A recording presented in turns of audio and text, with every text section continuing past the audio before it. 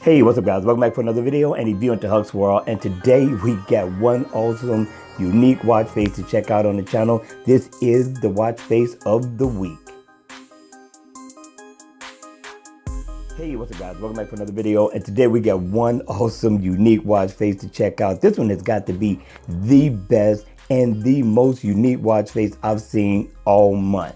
Now, you be the judge of it at the end of the day. I paid $1 in the Gear Manager store and it was worth every penny.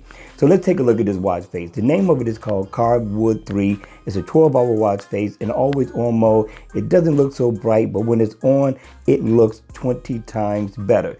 Now, this watch face is not interactive. It does not have to be for $1, but it looks good. It looks like a real hand-carved timepiece. Now, if you look at the top, you got a PM stamp. I like that. You got your stacked digital time. You're going to get your heart rate info on the left.